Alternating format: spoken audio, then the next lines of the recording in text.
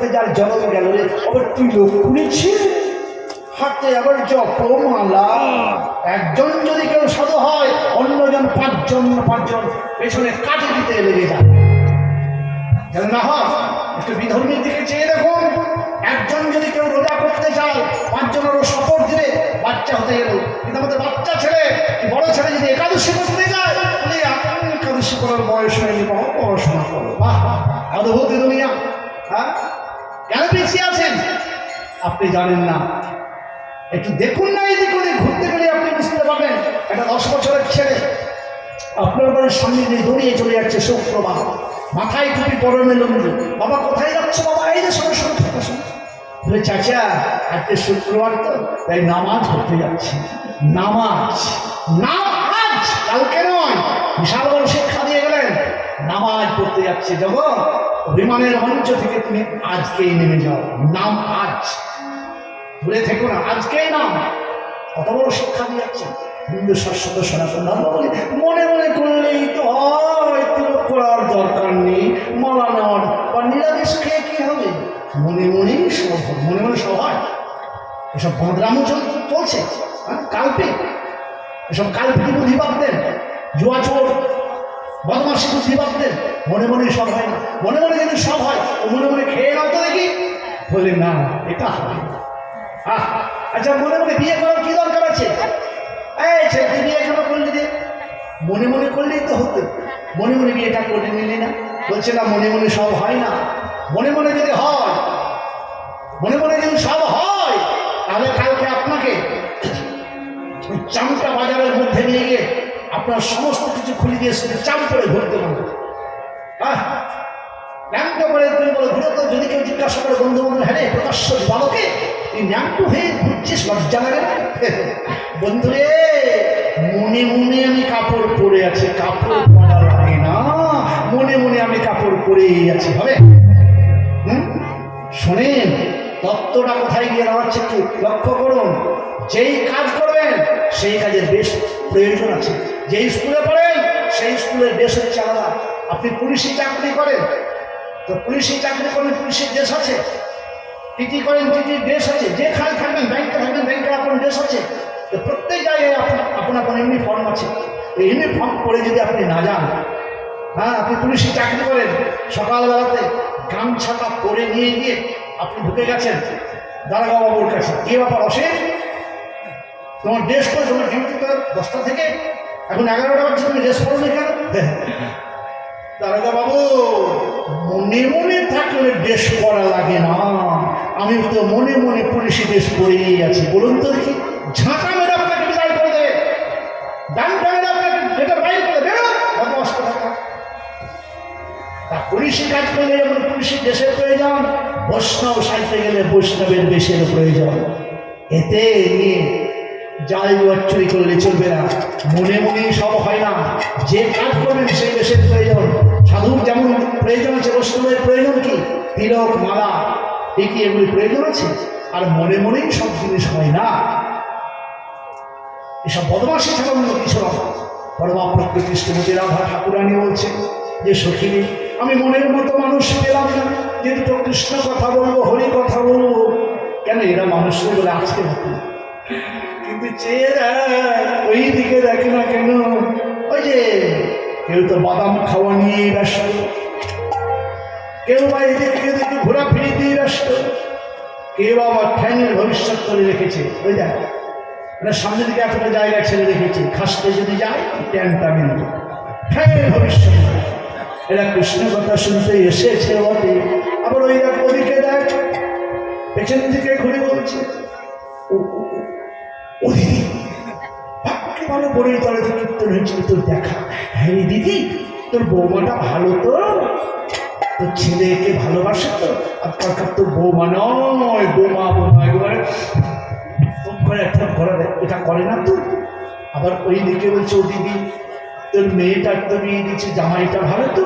এরা কৃষ্ণ কথা শুনতে এসেছে বটে, কিন্তু এদের ঘরের কথা শেষে হয় না রে। ঘরের কথা শেষ হয় না রে, কথা শুনবে কিয়া, ঘরের কথা শেষে হয় না রে।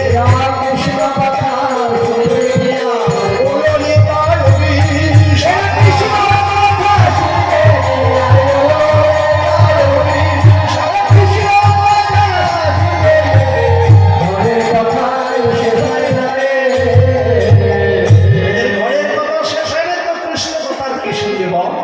তোরা যখন এসেছিস এত রাত্রে, বলে হ্যাঁ রে, তোদের বাড়ির আশেপাশে কৃষ্ণ কথা হয়নি, সেখানে শুনে তো পারতিস। বলি সখী শোন, আমাদের বাড়ির পাশে হয় না তা বলবো না, হয়, কিন্তু শাস্ত্র একটা বিধান দিয়েছে। এই যে বাবা ভালো করে শোন, যার তার মুখ থেকে হরি কথা শুনতে নেই। কৃষ্ণ কথার যদি পূর্ণ ফল পেতে চান তাহলে বৈষ্ণবের মুখ থেকে শুনতে হবে। হরি পেয়সী যারা, হরিকে যারা ভালোবাসে, সে হরি বলা বদল থেকে হরি কথা শুনলে পূর্ণ ফল পাওয়া যায়। আর আঞ্জনের কাছ থেকে যদি শোনা যায়, বলি না ফল তো হবেই না, পরন্তু যতটুকু জমা আছে কৃষ্ণ প্রেম সেটুকুও শেষ হয়ে যাবে। ভক্তমাল গ্রন্থে দার্শনিক দৃষ্টান্ত দিলেন, সর্বোচ্ছিষ্ট বয়সী বয়স মানে বুদ্ধ দুধ খেলে বলবৃদ্ধি হয় না ঠিক, কিন্তু সেই দুধে যদি সাপে মুখ দিয়ে দেয়, সেই দুধ যদি অজান্তে আপনি খেয়ে নেন, কি হবে? বলা হবে অসুস্থ হয়ে পড়বেন, মৃত্যুও হতে পারে। তাহলে দুধ খেলে বল বৃদ্ধি হয়, কিন্তু সাপে মুখ দেওয়া দুধ খেলে যেমন মৃত্যুও হতে পারে, তন্ত্র কৃষ্ণ কথা শুনলে জীবের মঙ্গল হয়। কেন? শাস্ত্র বলেছেন, কৃষ্ণ তব কথামৃতং তপ্ত জীবনং কবিভিন্নং কল্মষাপহং শ্রবণং মঙ্গলং শ্রীমদত্তং ভূতিবিন্দন্তি যে ভূমিরা যারা। শ্রবণ করলেই, কৃষ্ণ কথা শ্রবণ করলেই জীবের মঙ্গল, তার যেন তেন উপায় না। অনেকেই বলে বসে থাকে, দাদা বাবা, অনেকেই বলে বসে থাকে, ভুল করে বসে থাকে শ্রেষ্ঠ। অনেকেই ভুল করে রুচি সম্মত সহকারে কৃষ্ণ নাম না শুনলে ফল পাওয়া যায় না। এটা কথা শুনে, ওই বদমাস্টার কথা শুনে আপনি কীর্তন একটু যখন রুচি এলো না, তখন উঠে পালিয়ে গেল, কপালে একটা ফোঁটা দিয়ে দিলেন বা পিছিয়ে চলে গেল। খবরদারে কাজ করবেন না। শুনে রুচি হোক হয় না হোক, আপনি কান পাড়া দিয়ে শুনে কানটা দিয়ে থাকেন, রুচির দরকার না। দর্শনে দৃষ্টান্ত দেবেন। এই যে বাচ্চা ছেলে যখন অসুখ হয়, তখন মা ডাক্তারখানা যান, ডাক্তার ডায়াগনোস করে দেন 4-5 প্রকার ওষুধ। ওষুধটা নিয়ে এসে বাচ্চা ছেলেকে যখন খাওয়ায়, জ্বালা হয়ে গেল, বাচ্চা ছেলেটা খেতে চায়, কিন্তু ডাক্তার যেই রোগে সেই ওষুধটাই কিন্তু ডায়াগনোস করেছেন, বাচ্চা ছেলেটা খেতে চায় না, মা কি করে? মুখটাকে ফেলে জোর করে গড় করে ঢেলে দেয়। ওষুধ ভালো হবে কি হবে না বলেন? আপনার আগে বলেন, তারপর করতে হচ্ছে। যেভাবে সেই ওষুধটা দিয়েছে, ডাক্তার ডায়াগনোস করেছেন, কিন্তু রুচি সহকারে ওষুধটা খেলো না, মা জোর করে মুখের মধ্যে ঢেলে দিল। ওষুধ ভালো হবে কি হবে না? হ্যাঁ, কথা বলছেন না? হবে কেন? ওই রোগের ওষুধ। তন্ত্র হরিনাম সংকীর্তন ভবরোগের মহাঔষধ হরিনাম। এই ওষুধটা আপনাদের রুচি থাক হয় না থাক, বাচ্চা ছেলেকে জোর করে খাওয়ালেও যেমন ভিতরে গিয়ে সেই ক্রিয়া সাধন করতে শুরু করে। এই কৃষ্ণ নাম রুচি থাক হয় না থাক, শ্রবণ মঙ্গলং শ্রীমদত্তং ভূতিবিন্দন্তি যে ভূমিরা যারা, তাই নরম সর্বহম ধনুতি সমানং কৃষ্ণ সলিলাস্য যথা সরল।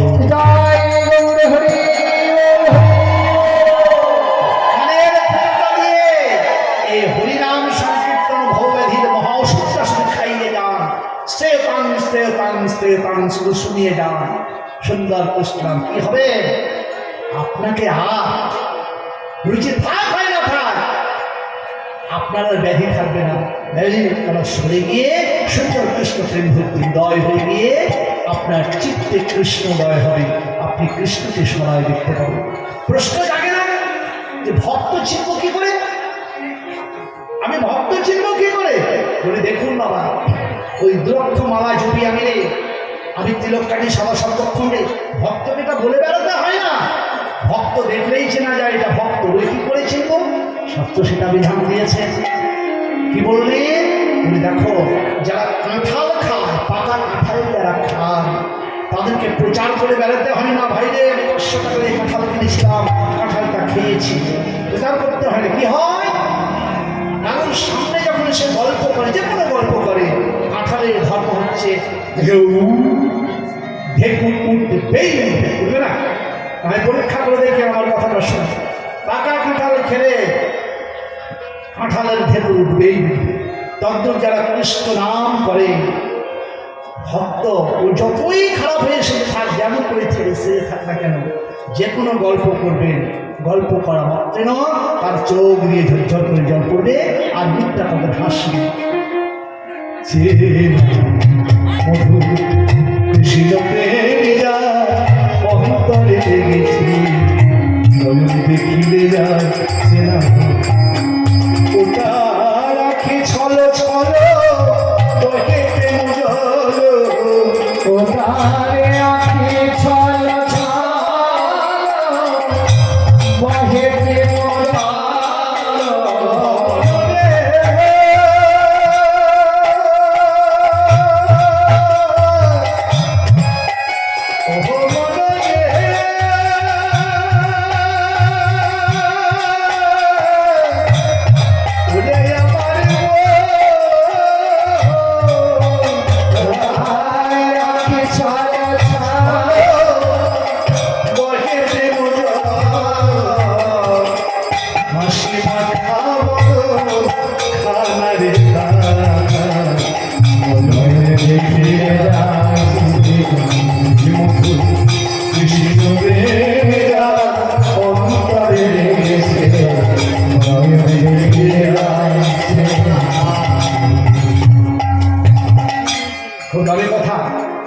কৃষ্ণ যদি আপনার বাড়িতে কোনো ছল করে আসে, কোনো ভিখারির বেশে এসেছিল কিংবা কোনো নোংরা হয়ে এসেছিল, কৃষ্ণ আপনাকে পরীক্ষা করতে কি করে চিনবেন?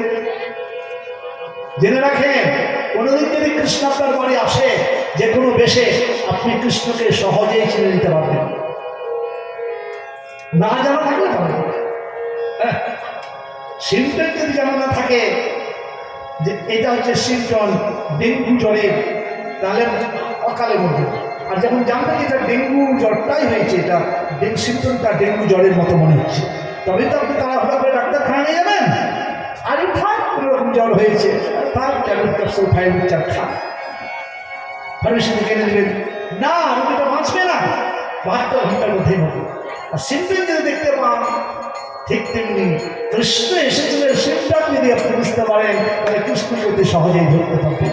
আর সিমটন জানা না থাকলে আপনি কিন্তু কৃষ্ণ আসলেও ধরতে পারবেন না, ওই ডেঙ্গু জ্বরের মতো। সিমটনটাকে শাস্ত্র বললেন কৃষ্ণ চেনা যায় চরণে, আর ভক্ত চেনা যায় মরণে। নয়নে বা মরণে চেনা যায় ভক্তকে, আর কৃষ্ণকে চেনা যায় চরণে। কি করে চিনব না? কৃষ্ণের চরণে আছে, চরণ তলে আছে 19টি চিহ্ন। কৃষ্ণের চরণ তলে আছে 19টি চিহ্ন। ওই বাটি যেখানে পড়বে সেখানে ঘুরঘুর ঘুরঘুর করে ভ্রমরা উঠবে এবং চিহ্নগুলো আপনি দেখতে পাবেন। সেখানে যেখানেই দাঁড়ায়, শিখতে দাঁড়ায় আর ঘোরাতে দাঁড়ায়, ওই চিহ্নগুলো জল জল জল জল করবে। আপনি সাধারণ করে কমিটি দেন, কিন্তু না, ওই চিহ্নটা চিনে যদি নেন, তাহলে আপনি কৃষ্ণকে ফট করে ধরতে পারবেন। আমার ঘরে কৃষ্ণ এসেছিলেন এই বেশি, যার জন্য জগৎকে দেখা জানালে যে কৃষ্ণ চেনা যায় চরণে, আর ভক্ত চেনা যায় নয়নে এবং মরণে। সখীরে, তাই তোদেরকে বলছি, এরা কৃষ্ণ কথা শুনতে এসেছে বটে, কিন্তু যাত্রার মুখে কৃষ্ণ কথা শুনতে হয় না।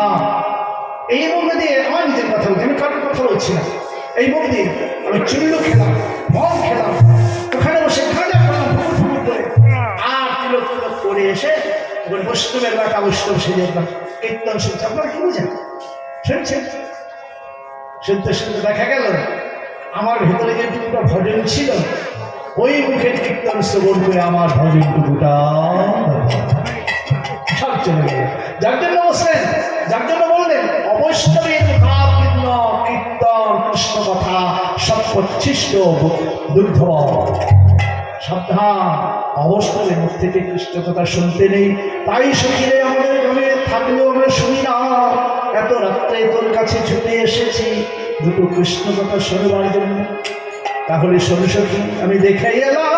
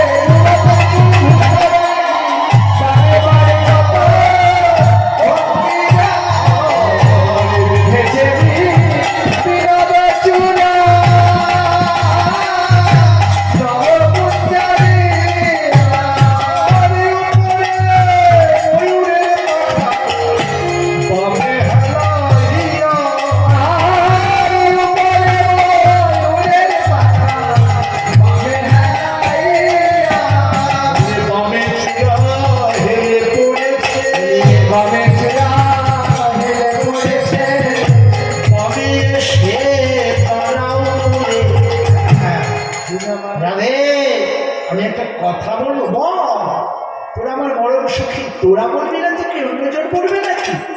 সুখী রে, তোর বন্ধুর চূড়াটা সামনেও নয়, পিছন দিকেও নয়, ডান দিকেও নয়, বাঁ দিকে কেন হেলে পড়েছে? শোন সুখী, বৈষ্ণব পদকবি বলছে, শোনো গো, কেন চূড়াটা হেলে পড়েছে এটা রাধারানী বলবি না, আমি বলে দিচ্ছি। তুমি আবার ডালে ফোড়ন দিতে এলে কি জন্য? বলে শোনো, আমি না থাকলে তো হবেই না, রাধারানীর কথাটা আমি বলে দিচ্ছি, এটা রাধারানী বলতে পারবেন না, আমি বলে দিচ্ছি। একদিন গোবিন্দ আভরণগুলি মানে অলঙ্কারগুলি খুলে রেখেছে, পাশাপাশি রয়েছে চূড়ায় আর নুপুর। তো ওই নুপুর আর চূড়া পাশাপাশি একটু ঠেকাঠেকি হয়ে যাচ্ছে। এর মধ্যে অবস্থায় চূড়া বলছে, এই নুপুর একদম সরে যা, সরে যা। কেন গো? ও চূড়া, অত ঘৃণা করছো কেন আমাকে? বলে ঘৃণা করবো না, তুই থাকিস গোবিন্দের চরণে, আমি থাকি উপরে। এই জন্যই বলি, শোন এই নুপুর, তোকে ছুটে গেলে আমার সম্মান চলে যাবে, আমার সম্মান চলে যাবে। হ্যাঁ, হবে না, ছবি না। বলি শোন, এই যে বাস্তবিক কথা, কোনো বড় লোক, বিশাল বড় লোক, আর ওই পথের ভিখারিটা যদি ওই বড় লোকটাকে লেড়ে দেড়ে করে কথা বলে, তুই তুৎকার করে, সম্মান থাকবে? আর তাকে যদি ছুঁয়ে নেয়, সম্মান থাকবে না, ছুটে যা। বলে না, আমাকে তুই ছুবি না, আমি গোবিন্দের মাথায় থাকি, তুই থাকিস পায়ের তলা। তখন নুপুর বলছে, ওরে অহংকারী চূড়া রে, এতদিনে বুঝলাম যে তুই সবসময় এমনি করে কেন হাঁটিস সোজা হয়ে। হ্যাঁ, বলি শোন, গোবিন্দকে পেতে গেলে আগে নিচে নামতে হবে। শোন, একটা গাছে যদি কেউ চাপতে যায়, এমনি করে গাছে চাপতে পারে বাবা? না, গাছ থেকে এমনি করে ধরতে হয়, কোনটা? তাহলে বড় যদি হতে চাও, ছোট হও, তবে এমনি করে গাছে চাপা যাবে না, আগে ছোট হও। মানে বড় যদি হতে চাও, ছোট হও, তবে কবি ভাষা। আরে তুই যে মাথায় থাকিস গোবিন্দের, কত সাধু গুরু বৈষ্ণব যোগী ঋষি তপস্বী এমনকি ব্রহ্মা মহেশ্বর সবাই বলে, হে গোবিন্দ তুমি চরণের দাস করে দাও, হে গোবিন্দ চরণের দাস করো, চরণের দাস করো। এই অহংকারে চূড়া, কোনদিন শুনেছিস যে হে গোবিন্দ তুমি মাথার দাস করো? বলে কেউ? তুই তো থাকিস মাথার উপরে, তো কেউ কখনো বলে যে মাথার দাস করে দাও, মাথার দাস করে দাও? সবাই বলে চরণের দাস করে দাও। তো যে চরণের দাস হতে কত মুনি যোগী ঋষি তপস্বী ব্রহ্মা মহেশ্বর সবাই চান, সেই চরণে গোবিন্দ আমাকে ধারণ করেছে, দাস করে রেখেছে। দামকার হলো রে, বরং তুই আমাকে ছুবি না, তোর মতো রাজ অহংকারে ব্যক্তি যদি আমাকে ছয়, তাহলে আমার ভোজন নষ্ট হবে, আর ভোজন নষ্ট হলে আমি গোবিন্দ চরণ ছাড়া হয়ে যাবো। যার জন্য তুই আমাকে ছুবি না। এতদিনে প্রথম অনুশোচনা হলো চূড়া। তাই তো এতদিন তোর সঙ্গ না করলে তো আমি অহংকারে মত্ত হয়ে থেকে যেতাম। বলে শোন, বিশ্বকবি রবীন্দ্রনাথ ঠাকুর বলেছেন, যদি গোবিন্দকে পেতে চাও তাহলে এমনি হবে।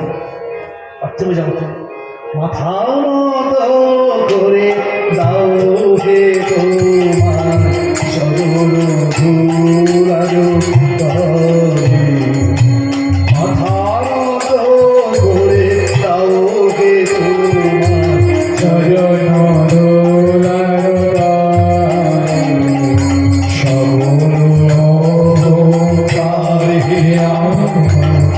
বাউ চোখের জলে আমার মাথার তো করে দাও হে তোমার চরণ ধুলার তলে। হে গোবিন্দ, আমার উন্নত মাথাটাকে তুমি নত করে দাও। কোথায়? ভক্তগণের চরণ তলে, তোমার চরণ তলে। ভক্তগণ, আমার এই অহংকারের উন্নত মাথাটাকে তোমার চরণ তলে আমাকে স্থান দাও। যদি ভক্তের চরণ তলে আমার মাথাটা নত হয়, ভক্তের চরণ ধরাতে বিশুদ্ধ পেলে পেতে পারি। গোবিন্দ নিজে গোপীদের ধুলি মেখেছিলেন, জানেন কি আপনারা? গোপীদের ধুলি মেখেছিলেন নিজে গোবিন্দ। নিজে করিতে গৌরব নিজের শুধু করিয়া নিজের করিতে গৌরব নিজের কেবলই করিয়া আপনারে শুধু গিরিয়াছে আপনারে শুধু ফিরিয়াছে ঘুরে মুড়ি পরে পরে আমার মাথা নত করে দাও হে তোমার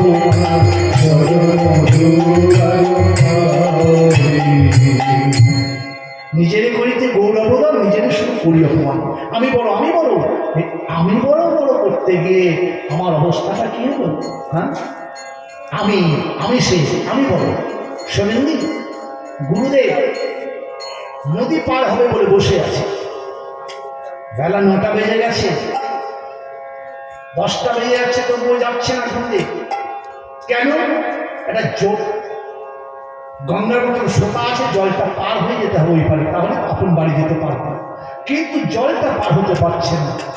এক বুক জল হবে কি এক কোমর হবে, জলটা পার হয়ে গেলে ওপারে যেতে পারবে, কিন্তু যেতে পারছে না। কেন জানেন? পাঁজিতে লেখা উঠেছে এই সময়ের মধ্যে যদি কেউ জলে হাত দেয় বা জলে নামলে লোহা হয়ে যাবে, পাথর হয়ে যাবে। সত্যি কিনা পরীক্ষা করবার জন্য আঙুলটা দিয়েছে, যে আঙুলটা দিয়েছে পাথর হয়ে গেল। জানেন না, দুর্যোধনের শরীরটা পাথর হয়ে গেছে, লোহা হয়ে গেছে। কিন্তু এখানে কলা পাতা বেঁধেছিল বলে এটা হয়নি। কৃষ্ণের ইচ্ছা, যেই আঙুলটা দিয়েছে সঙ্গে সঙ্গে পাথর হয়ে গেছে। বসে আছে, কখনই যোগটা পার হয়, যোগটা পার হয়, আমার আঙুল পাথর হয়ে গেল, নামলে তো আমি পাথর হয়ে সেখানে থেকেই যাব না, আমি যাই। বসে আছে বরগাছতলাতে। এমন অবস্থায় তার প্রিয় শিষ্য, একটা শিষ্য এসে বলছে, গুরুদেব আপনি এখানে বসে আছেন, কি ব্যাপার? চলুন চলুন আমার সঙ্গে চলুন।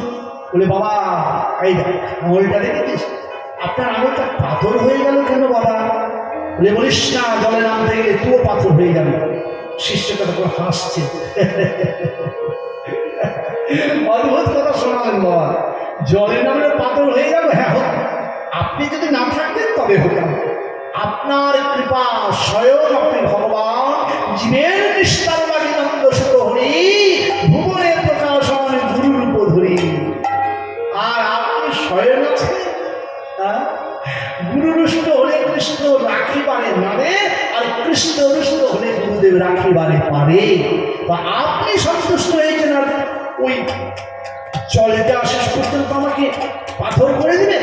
দেখেন, আমাকে পাথর করতে পারবে না।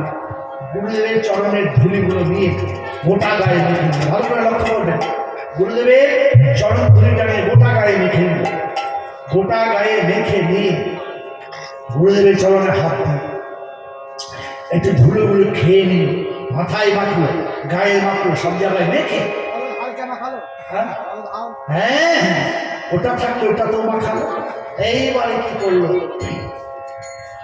জলের মধ্যে যখন নামছে তখন হচ্ছে জয় গুরুদেব, জয় গুরুদেব, জয় গুরুদেব বলে পার হয়ে চলে গেল। গুরুদেব এই দেখুন আপনি আসুন, আমি তো পার হয়ে গেলাম। গুরুদেব ভাবছে, পারে আমার শিষ্য আমার নাম নিয়ে পার হয়ে গেল। পার হওয়ার ওষুধ আমার শিষ্য নিয়ে পার হয়ে গেল, আমি বসে আছি। ওষুধটা কিনে নিল আমার চরণ ধুলি। তার মানে তার পায়ের ধুলিগুলো কিনে গোটা গায়ে মাখতে লাগে। গুরুদেব নিজের পায়ের ধুলি গোটা গায়ে মাখতে লাগে, মাথায় মাখলো, গায়ে মাখলো, চোখে একটু খেললো সুন্দর করে। কি বলে পার করে? মন্ত্রটা কি বলেছিল? জয় গুরুদেব। তো গুরুদেব তো আমি, অন্য কেউ তো না। তখন ধুলি ধুলি মেখে নিয়ে বলছে, জয় আমি। আর যেই জয় আমি বলেছে সঙ্গে সঙ্গে শিলাই নাম।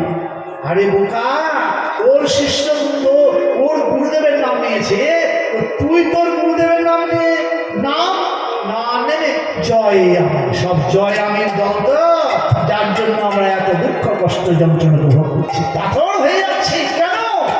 জয় আমির দল বলি।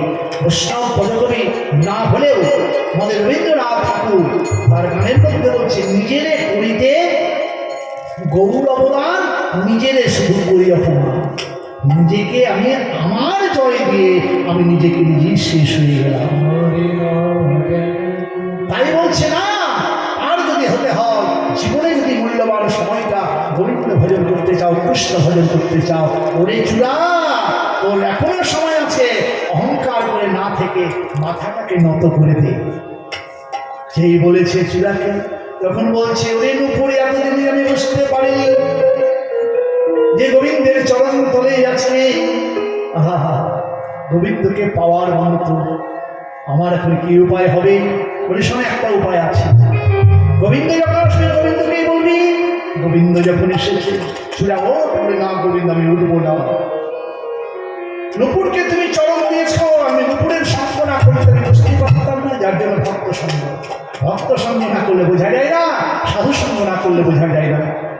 এতদিন আমি ভুল করে গেছি, আর মাথায় উঠবো না। বলে শোনো বোকা, তোকে আমি এমন একটা চরণ দেব যে চরণের ধ্যান আমি কৃষ্ণ, আমিও সেই চরণের ধ্যান করি। হ্যাঁ, বলে কি গোবিন্দ? বলে আমি রাধারানীর চরণ ধ্যান করি। রাধারানী যখন আমার বনে এসে দাঁড়াবে, তখন তোকে তার চরণটা আমি পাইয়ে দেব। হবে তো? হ্যাঁ। কবে পাওয়াবে ঠাকুর? যেদিন আমি দুর্জয়মান করবো, সেদিন তোকে আমি রাধারানীর চরণটা পাইয়ে দেব, যে চরণের ধ্যান আমি নিজে করি। বলে গোবিন্দ হে যাই করবে করবে, কিন্তু আমি চরণ ধরে পাবো বলে নুপুরে রে, তোকে আগে হতে বলে রাখলাম, আর জীবনে হবে কিনা জানি না। তুই কৃপা করে চরণ ধুলি ছিটিয়ে দিবি। এই দেখ, আমি জন্মের মতো আজ থেকে বামে হেলে রইলাম, তুই চরণ ধুলি ছিটাইয়ে দিবি। চরণ ধুলি ছিটাইয়ে দিবি। আমি দিকে হেলে থাকলাম, রাই চরণ পাবো। আমি বামে দিকে হেলে থাকলাম, রাই চরণ পাবো। আমি বামে দিকে হেলে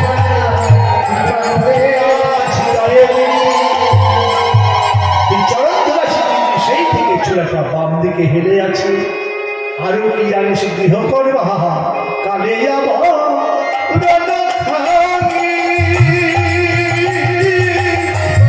চন্দনেতে মাথা। রে কালিয়া মা পরম কালী,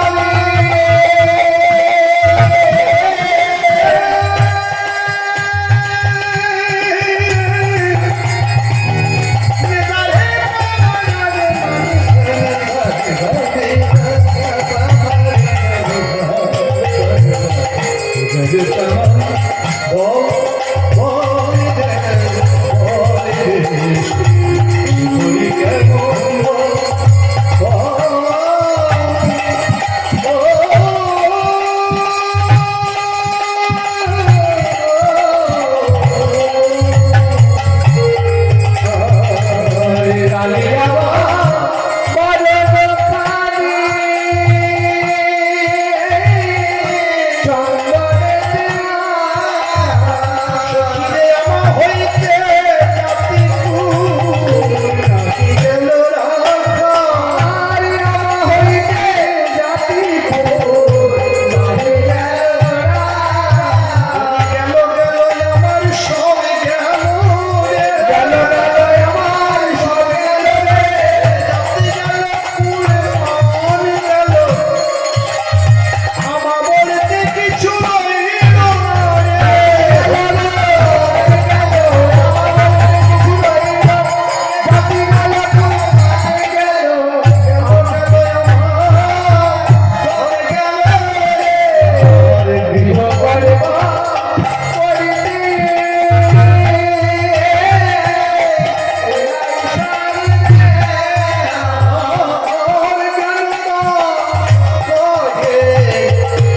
সমস্যা নেই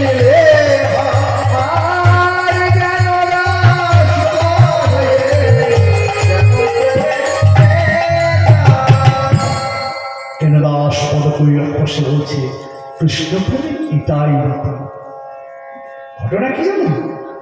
বিশ্বাস করতে হবে। বিশ্বাস যা গোবিন্দ তার বিশ্বাস নাই, গোবিন্দ ক্যাচ করাও না। বিশ্বাস যার আছে গোবিন্দ তার আছে। তবে হ্যাঁ, বিশ্বাসটা সবগুলো আশ্রয় ধরে বিশ্বাস করতে হবে। আবার কানা হয়ে কানার সূত্র যদি করেন সবটাও শেষ। বিশ্বাসটা করতে হবে, বিশ্বাস জনকে ধরে। আপনি শোনেননি একটা কানা রাস্তা দিয়ে হাঁটছে, ভিক্ষা করে বেড়াচ্ছে লাঠিটা ধরে ধরে। এখন বলছে, ভাই রে বিকেল হয়ে গেল, বাড়ি যেতে হবে, আমি তো বাড়ির রাস্তাটা চিনতে পারছি না ভাই, কোন গ্রামে আমার বাড়ি। হ্যাঁ, ওই দিনহাটার দিকে মানে কোনো একটা দিকে বাড়ি বলে দেবে যে ওর দিকে আমার বাড়ি, একটু রাস্তাটা দেখিয়ে দেন ভাই। আরেকটা পাশে দাঁড়িয়েছে, ও কানা, ও কিন্তু আবার চালাক কানা। এটা বোকা খানা, ওটা চালাক খানা। ওই যে এই খানা, ও তো জানে না যে ও কানা, ও তো নিজের কানা, ও তো জানে না যে ওটা চালাক খানা। এই খানা, কানা হয়েছিস তবে ভিক্ষা করতে কেন এসেছিস? বাড়িতে বসে থাকতে পারিস নি? যে ভাই কানা হলে কি করবো, চোখটা আমার কানা, পেটটা তো কানা নয়। এই দুযোগের জন্য আমি হইযোগে নামতে বাধ্য হলাম। ভিক্ষা না করে তো ভাই বাড়িতে কেউ খেতে দেবে না, তাই ভিক্ষা করতে এসে। এই কানা দেখে কি পেয়েছিস? এখানে চালাক কানা, বোকা কানার কাছ থেকে সব নিয়ে নেবে। দেখ কি পেয়েছিস দেখি। দেখছে তো অনেক কিছু পেয়েছে, সব থেকে হাতে দিয়ে সব দিকে নিয়ে কিছু রাখলো। চল তোর কিছু কমিয়ে দিলাম, কেন জানিস? তুই ভারী জিনিস পারবি না, কানা মাস তো ওই জন্য ওইখানে যাবো, কিন্তু সব দিয়ে বলছে। দেখুন পণ্ডিতেরা বোকাকে কিভাবে ধোকা দিচ্ছে। যেতে যেতে যেতেই তো অনেকদিন যখন চলি তো কানা, ও কানা, চালাক কানা, পণ্ডিত কানা। যেতে যেতে ট্যাপের পাইপ ফেটে গিয়ে জায়গাটা পিছল হয়ে গেছে। এ তো কানা জানে না, জল পড়ে আছে, হাঁটছে মনের সুখে, হাঁটতে হাঁটতে হাঁটতে ওইখানে গিয়ে গিয়েছে, সঙ্গে সঙ্গে করতে করতে তাই দুটোতেই কাদাতে নটপটি নটপট করছে। কি হলো ভাই? বলে কানা তোর জন্য তো আমি পড়লাম, তুই দেখতে পাসনি? হ্যাঁ, তোর জন্যই তো পড়লাম। ওই যে কানা আর প্রকাশ করলো না। বাবা, সমাজে আমরা তদ্রূপ, আমরা সাধু মনে করে, গুরু মনে করে, আসল মনে করে নিজে কানা, কৃষ্ণপথের পথ চিনি না। আর যে এসেছে আর কানা হয়ে গিয়ে ওর কাছে ভিক্ষা নিয়ে নিলাম, মন্ত্র নিয়ে নিলাম। শেষ করছে কেউ কোনো কোনো এসে বলছে যে বাবা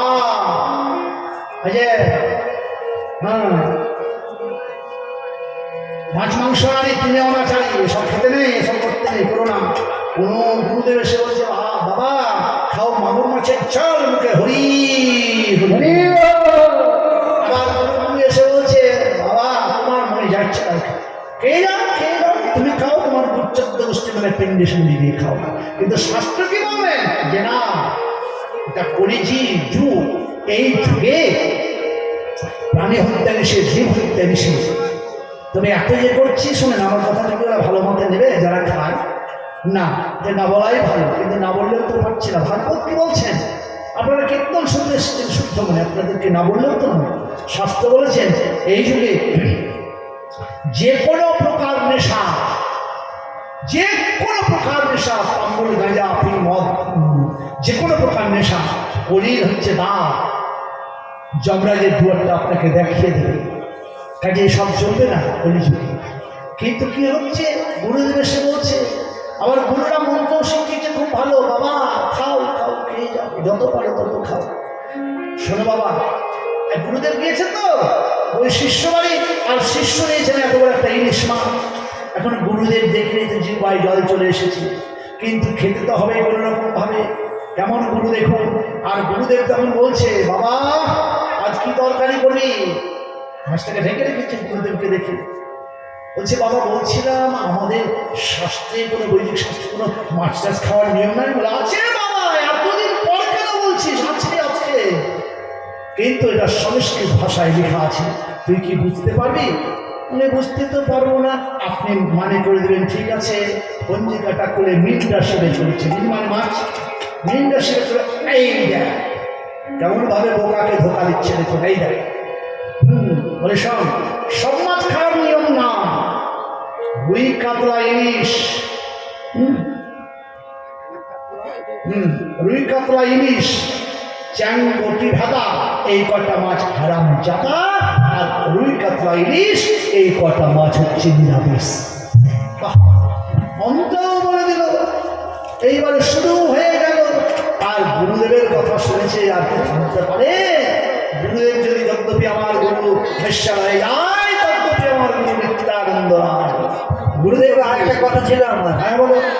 বলছিলাম কি, এত বড় বড় মাছ তো আর কিনে খেতে পারবো না, ছোট কোনো মাছের কোনো কি নিয়ম ছিল? আরে গাধা আছে, আছে, সেটাও আছে।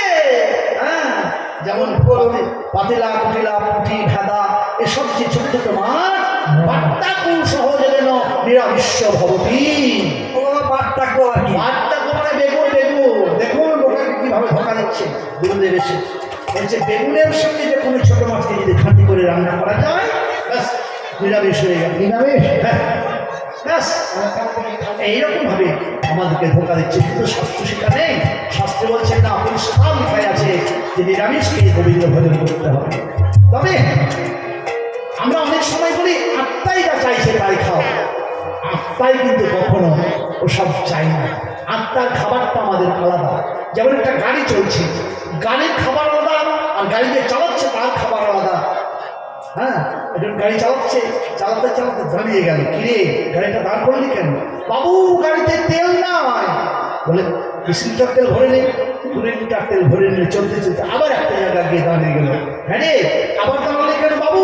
এবার আমাকে খিদে লেগেছে। গাধা ছেলে, তুই গিয়ে 2 লিটার তেলগুলো খেয়ে নিতে পারলি না? বলে বাবু ওটা আমার খাবার নয়, ওটা হচ্ছে গাড়ির খাবার। বলি কেন? তুই না হলে গাড়ি চলবে না, তুই না হলে গাড়িও চাল, আর গাড়ি না হলে তুইও চাল। ততপ্রতভাবে জড়িত, কেন তুমি তার খেলে না কেন? বলছে বাবু গাড়ির সঙ্গে আমি অতপ্রতভাবে জড়িত থাকলে হয়ে যায় দাদা। এইদিকে গাড়ির সঙ্গে অতপ্রতভাবে আমি ড্রাইভার জড়িত থাকলেও গাড়ির খাবার আলাদা, আমার খাবার আলাদা। আমাদের জীবনে 3 প্রকার খাবার আছে। একটা মানুষ 3 প্রকার খাবার। শুনে নেন কি কি শাস্ত্র বলছেন। দেহে সবল রাখবার জন্য কত রং বেরঙের খাবার খায়। হ্যাঁ, এইখানে ওইখানে সেখানে চিকেন বিরিয়ানি, কত রং বেরঙের খায় আমিষ নিরামিষ, দেহটাকে শক্তি সমৃদ্ধ করবার জন্য। কিন্তু এর অন্তরালে রয়েছে আমার মন। মনও কিন্তু খেতে চায় কি?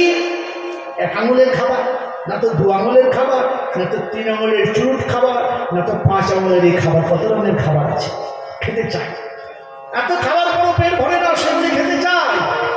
তারপরে আর একজন 2জনকে তো দিলেন খেতে, আর একজন খেতে চায় কি? বলি শোনো, 80 কেজি, 90 কেজি, 100 কেজি এই দেহ গাড়িটাকে যে চালিয়ে নিয়ে বেড়াচ্ছে, সেটা দেহের ড্রাইভার। গাড়ির খাবার দিলে, মোবিল ভরলে, মনের খাবার দিলে, কিন্তু ড্রাইভারের খাবারটাকে দিলে না। ড্রাইভারের খাবারটা হচ্ছে যে 80 কেজি, 90 কেজি, 100 কেজি, 150 কেজি শরীর গাড়িটাকে চালিয়ে নেওয়াচ্ছেন তিনি কে? পরমাত্মা, যাকে বলছে আত্মার খাবার। ওই যে বললেন আত্মা যা চাইছে তাই দাও, আত্মা যা চাইছে তাই দেবে। বাহ, ওই জন্য তুমি হাতে ঝুলোতে ঝুলোতে একদম ধর করছে জিনিসটা নিয়ে চলে এলে, কাক মাক করছে আর তুমি কেটে গলা কেটে নিয়ে চলে এলে। এটা তোমার আত্মার খাবার? কোন শাস্ত্র বলেছে? এটা তোমার মন বড় অশাস্ত্র। শাস্ত্র কি বলছেন? এটা আত্মার খাবার নয়। আত্মাতে যা চাইছে তাই তুমি খাবে। রাস্তা দিয়ে হেঁটে যাচ্ছ, তুমি যুবক ছেলে অনেকটা সুন্দরী মেয়েকে দেখেছো, এবার দেখে মনে হলো তাকে ধরে তুমি চুমু খাবো, খাও তো দেখি তুমি। তোমার টানতে চাইছে না, গাধার মতো কথা বলো না, বোকার মতো কথা বলো না। হ্যাঁ, এসব কাল্পিকের মতো কথা বলা ঠিক নয়। হিন্দু শাস্ত্র সনাতন ধর্ম যেটা বিধান দিয়েছেন শাস্ত্র, সেটা তুমি করো। এটা আত্মার খাবার নয়। আত্মা মেয়েটাকে চাইছে, যাও তো দেখি, বলে ওটা হবে না, ওটা তুমি পাবে না। হ্যাঁ, তবে কি আত্মা কি চাইছে? আত্মার খাবার আলাদা, ওটা চাই না, আত্মাটা মন চায়। ওই যে মনের খাবার দিলাম, আত্মার খাবার কি? ইস্তেমাল ভাগবত মহাপুরাণ বললেন আত্মার খাবারটা শুনে নেন বাবা। ভগবান যেদিন হবে অন্তর্ধান, তিনি কি ভস্যে বসে, সেই আত্মার খাবারটা হচ্ছে হরির নাম ও ভাষলতা।